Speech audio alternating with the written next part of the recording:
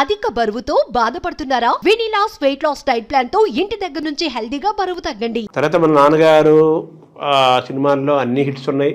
ప్రేమాభిషేకం అనేది చాలా super duper hit. సంవత్సరం పాటు ఆడిన అనేక థియేటర్లో ఆడిన దాసనారాయణరావు గారు చెప్తుంటారు. ఆయన కెరీర్లో కూడా ప్రేమాభిషేకం గురించి చాలా గొప్పగా చెప్తారు ఆయన. అయితే దాసనారాయణరావు గారికి నాన్నగారికి ఈ స్టూడియో ఏదో విషయంలో డిఫరెన్స్లు వచ్చినాయి. తర్వాత వాళ్ళు మాట్లాడుకోవటం కూడా ఒకరినొకరికి మధ్య మాటలు కూడా ఆగిపోయినాయి అంటారు కదా, అది ఎంతవరకు నిజం సార్? కరెక్ట్గా రీజన్ కూడా తెలియదు.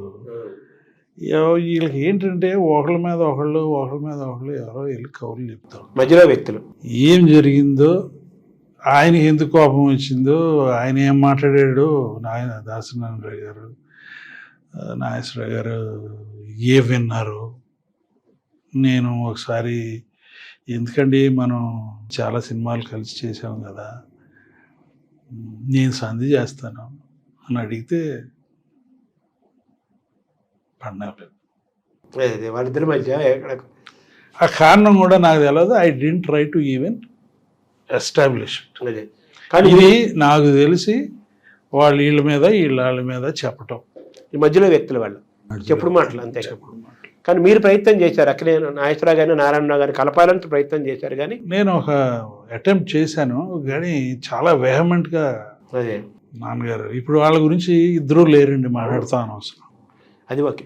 తర్వాత అలాగే ఎన్టీఆర్ నాగేశ్వరరావు గారు అన్నారు రెండు కళ్ళు అని దాసనారాయణరావు గారు అన్నారు అనేక సందర్భాలు. ఆయన ఎవరైనా అంటారు, అందరూ అంటారు రెండు కళ్ళు. అలాగే నాగేశ్వరరావు గారు రామారావు గారు అన్నదమ్ముల్లాగా ఉండేవాళ్ళని, మీ నాయనమ్మ గారు కూడా బాగా ఎన్టీఆర్ గారిని బాగా సొంత అబ్బాయిలాగా చూసేదని. తర్వాత వాళ్ళిద్దరు కలిసి విజయ మూవీస్ చాలా సినిమాలు ఇద్దరు కాంబినేషన్ కూడా అద్భుతమైన కాంబినేషన్. రామకృష్ణులు ఏంటి, తర్వాత అనేక సినిమాలు ఉన్నాయి కదా. సో రామారావు గారిని మీరు మీ ఇంటికి రావటం, మీరు కలవటం అవి మీరు చూశారు సార్ ఎన్టీఆర్ని? చిన్నప్పుడు నాకు గుర్తులేదండి. అంటే నేను ఎప్పుడు 1954లో పుట్టాను. సారంగపాణి స్ట్రీట్ అనే ఇంట్లో అప్పుడు వచ్చిపోతూ ఉండేవారు అక్కడికి, వీళ్ళు అక్కడికి ఇక్కడికి. మా నాయనమ్మ అంటే బాగా ఇష్టంగా ఉండేవారు. అవన్నీ విన్నాను. బట్ పెద్ద అయిన తర్వాత చాలాసార్లు కలిశానండి నేను, మా ఇళ్లలో కలిశాను. ఆయన తెలుగుదేశం పార్టీ స్టార్ట్ చేయకముందు పిలిచారు, ఎవరికి అనౌన్స్ చేయకముందు పిలిచారు. అప్పుడు నేను వెళ్ళాను. ఆయన చివరి రోజుల్లో చీఫ్ మినిస్టర్గా ఉన్నప్పుడు నాగేశ్వరరావు గారు సంవత్సరానికి 7 సార్లు 10 సార్లు నెలకు ఒకసారి వాళ్ళిద్దరూ కూర్చుని ఏం మాట్లాడుకునేవారో. ఐ థింక్ ఇట్ వాజ్ వాళ్ళిద్దరి మధ్య అంటే ఇదివరకు రిలీఫ్, అవును, ప్రెషర్, పొలిటికల్ దాంట్లోంచి ఒక 2 hours రిలీఫ్ లాగా హాయిగా ఉంటుంది ఆయనకి. హాయిగా ఉండేది. వాళ్ళిద్దరు కూర్చుని మాట్లాడుకునేవారు.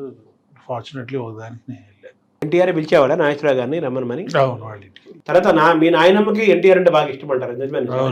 నేను చూడలేదు, అదే చెప్పుకోవటం ఇళ్లలో, మా ఇళ్లలో చెప్పుకోవటం. తర్వాత మీరు తీసిన లాస్ట్ సినిమా అంటే ఏదని చెప్పాలి సార్ మీ ఇదిలో నుంచి? తీర్పు అని నాన్నగారితో తీశానండి. అదే మనం తీర్పు ఓకే. తీర్పు అని మేమందరం కలిసి తీసిన సినిమా. నేను పర్సనల్గా తీసింది తీర్పు. తర్వాత ఎందుకని మీరు తీయటం మానేశారు? నాకు film making is not a viable business అని ఈ రోజుల్లో అనిపిస్తుంది. దీనికి చాలా దీంట్లోనే బతకాలి, నాకు వేరే ఇంట్రెస్ట్ ఉన్నాయి.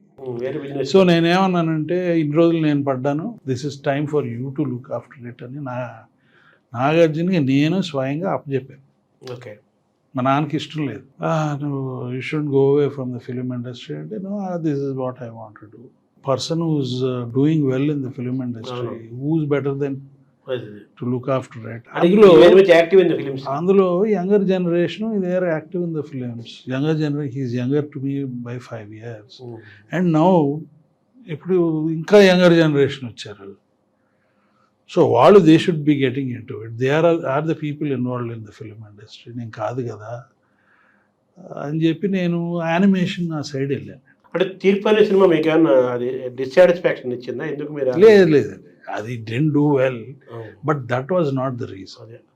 మారుతున్న ఒక్క సినిమా ఎట్టాగా అవుద్ది, అదే కరెక్ట్ రీజన్.